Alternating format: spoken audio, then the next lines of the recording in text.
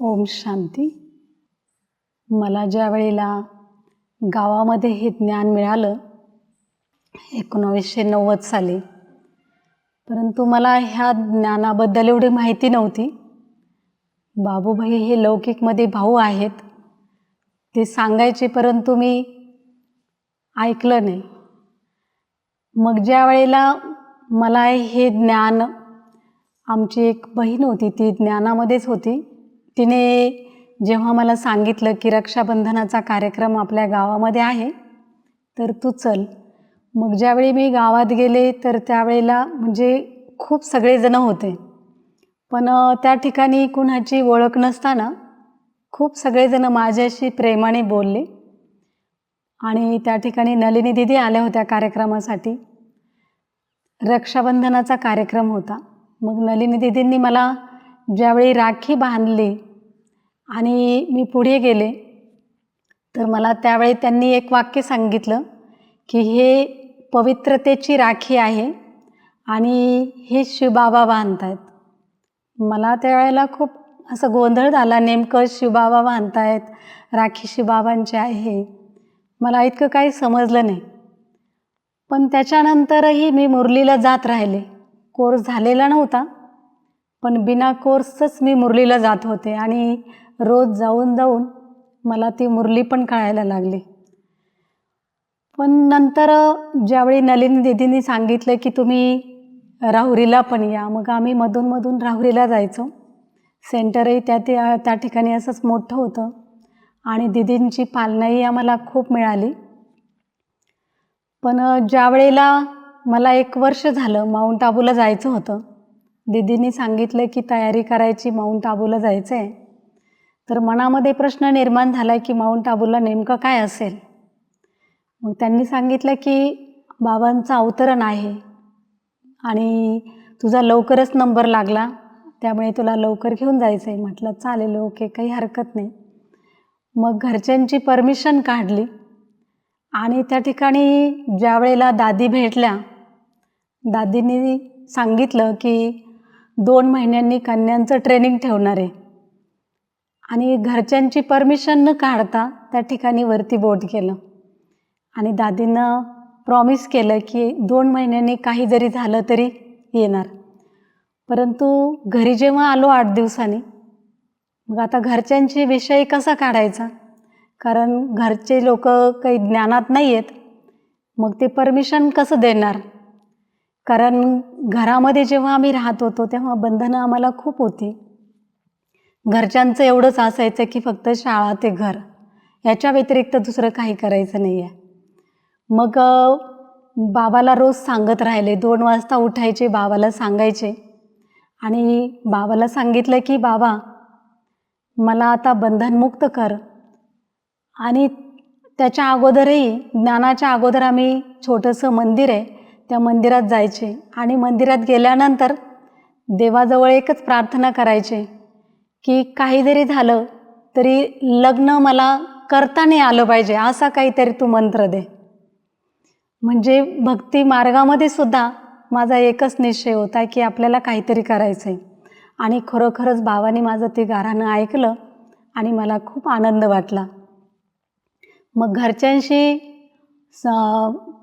घरच्यांना विचारलं की 2 महिन्यांनी मला पुन्हा माउंट आबूला जायचं आहे. जसं पहिली मी गेली होते 8 दिवसात पुन्हा आले आणि आता फक्त आम्ही 15 दिवसांनी येणार. पण डेअरिंग होत नव्हती, कारण वडील नव्हते, जबाबदारी भावांवरती होती. मग ते म्हणायचे की लोक आम्हाला नाव ठेवतील, म्हणून म्हटले की नाही, मी तुमचं म्हणणं नक्कीच ऐकेल, मला 15 दिवस फक्त जाऊ द्या आणि 15 दिवसांनी मी येईल. मग आम्ही ट्रेनिंगला गेलो. ट्रेनिंगला गेल्यानंतर आमचं ट्रेनिंग झालं आणि बाबाला पत्र लिहिलं की बाबा बस आता इथूनच तुझ्या सेवेला लागायचं आहे, घरी काय जायचं नाही. मग तिथूनच आमचं ट्रेनिंग झाल्यानंतर मला पुण्याला पाठवलं आणि बाकीच्या 3 जणी होत्या, काही जयपूरला गेल्या, काही मेहसाणाला गेल्या आणि मला पुण्याला पाठवलं. आणि मग सुंदरी दीदींची एवढी पालना, त्यांनी सांगितलं की तुला मी गोव्याला घेऊन जाते. पण आता गोवा काय चीज, म्हणजे मी जवळचं ठिकाणीसुद्धा एकटी कुठे जात नव्हते. पण बाबांचं ज्ञान मिळाल्यामुळं माझ्यामध्ये एवढी हिंमत आली. बाबा म्हणत असतात, हिम्मत दे बच्चे मदद दे खुदा. मग दीदींनी रात्री सांगितलं की उद्या सकाळी गोव्याला जायचं आहे. मी एका सेकंदात हो म्हणाले आणि त्या ठिकाणी गेले गोव्याला सुंदरी दीदींच्या सोबत. आणि सुंदरी दीदींनी तिथं सांगितलं की शोभा तेरे लिए मैंने 2 कन्या लाई है, आपको रखनी है. आणि त्यांच्याकडे एवढ्या कन्या होत्या, त्याच्यामुळे त्या काही लवकर तयार झाल्या नाही. पण सुंदरी दीदींचा शब्द कोणी मोडत नव्हतं. मग त्यावेळी त्यांनी सांगितलं की हो दीदी ठेवते. मग दीदींच्या सोबत राहिले. 1 वर्ष झालं. मग नलिनी दीदींनी पुन्हा आम्हाला राहुरीला बोलवलं. पण शोभा दीदी काही आम्हाला सोडायला तयार नव्हत्या. पण गावामध्ये एवढा हंगामा चालू झाला की 1 वर्ष झालं आमच्या मुली काही गावाकडे येत नाही आहे. घरच्या गीता पाठशाळावाल्यांना ते त्रास द्यायला लागले. मग त्रास द्यायला लागले. त्यांनी सांगितलं की नक्कीच तुम्ही आमच्या मुली कुठंतरी नेऊन ठेवल्या आहे, तुम्ही इकडे दाखवायला आम्हाला घेऊन तरी या, त्यांचा आवाज तरी ऐकवा. मग शोभा दीदींनी सांगितलं की घरी एक पत्र लिही आणि त्यांना सांग की मी खुशाल आहे, माझी काही काळजी करू नका. त्यावेळेला आंतरदेशीय पत्र होतं. त्यांनी मला एक पत्र दिलं, मी ते लिहिलं आणि त्यांच्याकडेच टाकण्यासाठी पुन्हा दिलं. ते घरच्या लोकांनी जेव्हा वाचलं तर ते एक एक ओळ वाचायचे आणि रडायचे की बघा, ही आमची एवढी छोटी बहीण होती, तिला आम्ही एवढं लाडाने प्रेमाने वाढवलं, तिला कुठल्या गोष्टींची माहिती नव्हती आणि तिने असा का निर्णय घेतला. मग बाबाभाई माऊंट आबूला आहेत. बाबाभाईंकडे त्यांनी खूप सगळे फोन केले आणि त्यांनी सांगितलं की गावाकडे हिला घेऊन या, आम्हाला एकदा बघू द्या. पण मग मी प्रॉमिस केलं होतं की नाही, मला जर त्यांनी पुन्हा सोडत असले तरच मी गावाकडे येईल, नाही तर मी काय येणार नाही. मग बाबाभाईंनी मला सांगितलं, दीदींनाही सांगितलं की तिला पाठवा म्हणून. मग बाबूभाई मला गावाकडे घेऊन आले आणि मला बघण्यासाठी जवळजवळ गीता पाठशाळामध्ये 1000 पब्लिक होतं. आणि त्यांनी जेव्हा माझं प्रवचन ऐकलं त्यावेळेला त्यांना इतका आनंद झाला की खरोखर आपली मुलगी ही विश्वसेवा करते. गावातले लोकांनी अगोदर त्यांना खूप सगळी नावं ठेवली, तुमची मुलगी पळून गेली, तुमची बहीण पळून गेली. परंतु हे त्यांनाच माहिती होतं की मी नेमकं काय करणार, कारण मी घरी बाबांनाही सांगितलं होतं आणि मला बाबांचा त्यावेळेला साक्षात्कार झाला की बाबांच्या डोक्यावर पगडी, बाबांचा एक हात पाठीमागे आणि एक हात वरती होता. मग बाबांनी मला सांगितलं की बच्ची तू हिम्मत ठेव, हिम्मत ठेवली तर मी मदतीला तयार आहे. मग बाबांनी मला खरोखर खूप हिमतीचं पाऊल माझ्यामध्ये भरलं आणि त्याच्या आधारावर मी बाहेर पडले. आणि मला हेही माहीत नव्हतं ट्रेनिंग झाल्यावर की मला संपूर्ण आयुष्य व्हाईटच साडी घालावी लागेल, हेही मला माहिती नव्हतं. पण खरोखर बाबांचं कार्य एवढं महान आहे आणि बाबांची सेवासुद्धा महान आहे. गोव्याला मी राहिले, तिथं कुणाशी ओळख नव्हती, तिथली भाषाही मला कळत नव्हती. परंतु मला तिथलं प्रेम, मला तिथली काही शक्ती आणि माझा उमंग उत्साह हा मला सतत पुढे घेऊन जात राहिला. आणि मग जेव्हा मी गावाकडे आलो, प्रवचन झालं, 15 दिवस मी गावाकडे राहिले आणि ते पण सेंटरवर, घरी जादा राहिली नाही. आणि मग ज्या वेळेला पुन्हा मला गोव्याला जायचं, मला राहुरीत बोलवलं आणि राहुरीमधून दीदींनी सांगितलं, दीदी माझ्याशी बोलल्या सुंदरी दीदी, आणि त्यांनी सांगितले की सरला तुझे यहाँ ही रहना है राहुरी में, इनको साथ कोई नहीं है, इसलिए तुझे रुकना है, गोवा जाकर क्या करेगी. मैंने बोला हाँ जी दीदी. आणि मग ज्या वेळेला मी राहुरीमध्ये राहिली, मग दीदींनी वेगवेगळ्या सेंटरवर मला पाठवलं. मग कधी मी श्रीरामपूरला राहिली, कधी मी ह्याला संगमनेरला राहिली, कधी आणखी पाथर्डीला वगैरे, आणि नगरला पण पाठवलं. ज्या ज्या ठिकाणी बाबाला माझी आवश्यकता वाटली सेवेची त्या त्या ठिकाणी बाबांनी मला बोलवलं. आणि नंतर 1994 साली नेवासा गावामध्ये सेवा सुरू करायची होती स्टार्ट.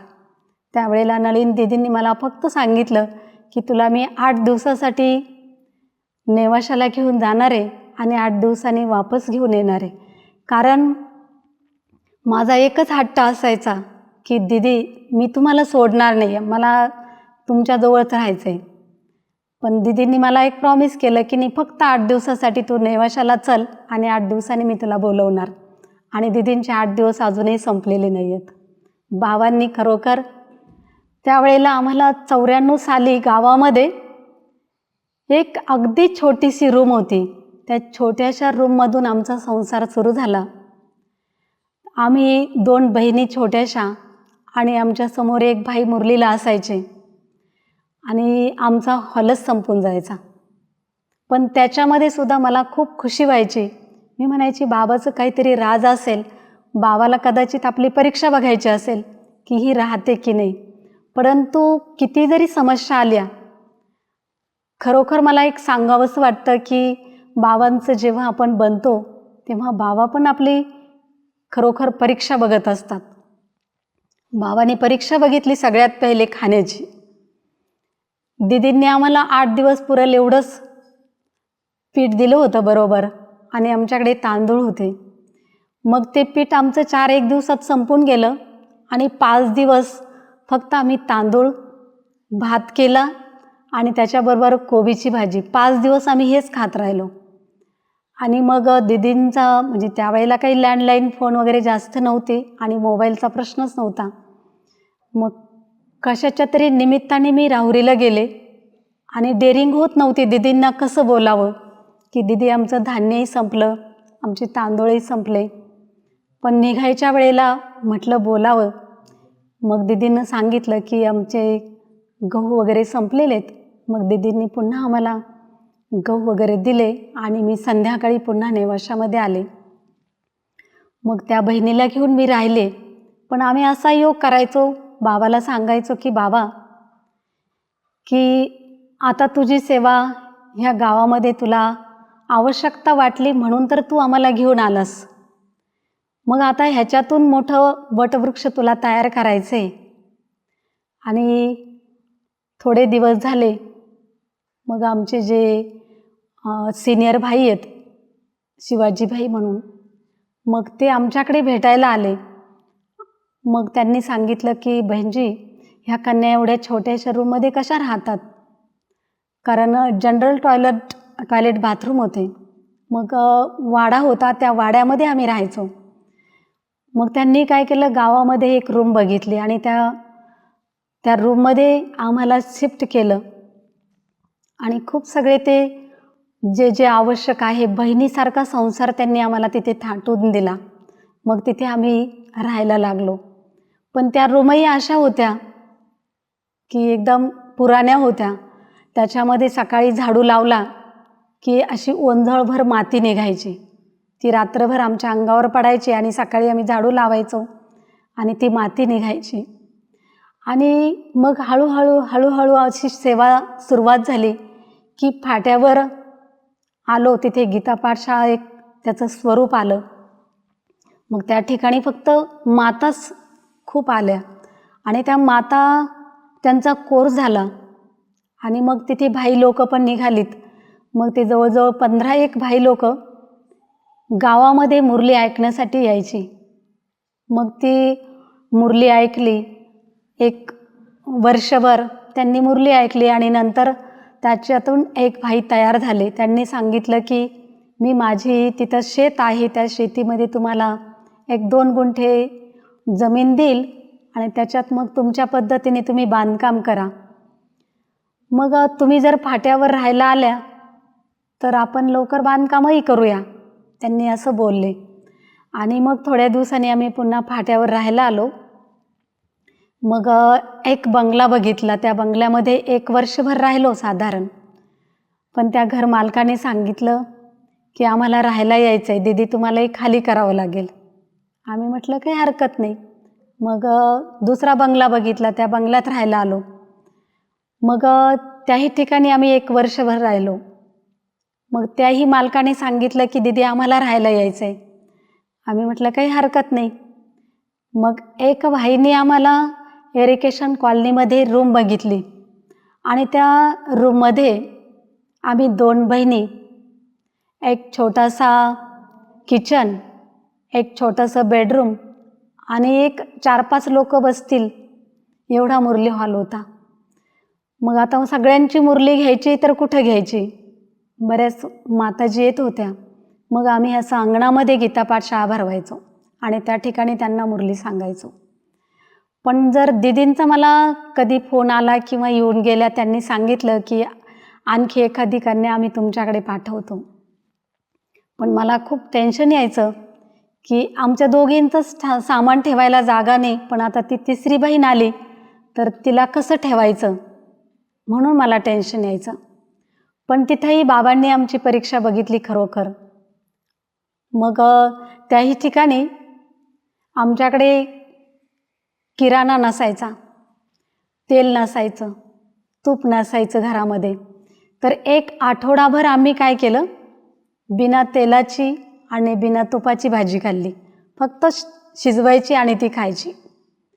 पण तरीही काही वाटलं नाही, तेही सुद्धा आम्ही आनंदात. मग मातांना, भाईंना माहिती पडलं. मग ते काय करायचे, मातांना किचनमध्ये पाठवायचे नाही, आमचे डबे तिथे चेक करायचे यांच्याकडं सामान आहे की नाही. आणि जेव्हा भाईंना, मातांना माहिती पडलं की ह्या कन्या कशा राहतात, मग त्यांना इतकं वाईट वाटलं की बिना तेलाची यांनी भाजी खाल्ली, तूप पण नाही घरामध्ये. मग त्या घरामध्ये त्यांनी डबे चेक करायचे, मातांनी किराण्याची लिस्ट द्यायची आणि मग भाई लोक आम्हाला किराणा आणून द्यायचे. तरी पण आम्ही इतकं खुश राहायचो की खरोखर जसं एखादी मुलीचं लग्न करून दिलं जातं आणि त्या ठिकाणी तिला सांगितलं जातं की बाई तू आईवडिलांची इज्जत ठेव, आणि मग ती आईवडिलांसाठी त्या घरी काही पण सहन करायला तयार होते. आणि तसं मी सुद्धा एक बाबाच्या घराला माझं घर समजलं. वय छोटं होतं, परंतु सामंजस्य माझ्यामध्ये खूप होतं लहानपणापासून. समजदार म्हटलं जायचं मला. आणि घरामध्ये तर एवढं प्रेमाने मला सांभाळलं सगळ्यांनी. वडील नव्हते म्हणून खूप प्रेमाने मला सांभाळलं. मला कुठल्याही गोष्टीची कमी नव्हती आणि घरात एक ग्लास भरून घ्यायची सुद्धा सवय नव्हती. परंतु इकडं बाबांनी मला इतकं चांगलं बनवलं, इतकं कठोर बनवलं, कारण बाबाला माहिती आहे ही माझी सजनी खूप चांगला संसार थाटेल, म्हणून बाबांनी मला निवडलं कदाचित. आणि तिकडे एक घर सुटलं, पण बाबांनी इकडे मला 100 घरं दिली. 100 मुलांची पालना करायला मला निमित्त बनवलं. ह्याच्यामध्ये मला खूप खुशी व्हायची. आणि मग असं करत करत मग या ठिकाणी जी जमीन मिळालेली होती, त्या जमिनीमध्ये आमचं भूमिपूजन झालं आणि बरेच वर्ष काम बंद होतं, कारण आर्थिक मदत करण्यासाठी एवढे मुलं या ठिकाणी आपल्या पायावर उभे राहिलेले नव्हते. आणि प्रत्येकाचा निश्चय, जो निश्चय बुद्धी असतो बाबा त्याचंच कार्यामध्ये लावून घेतो.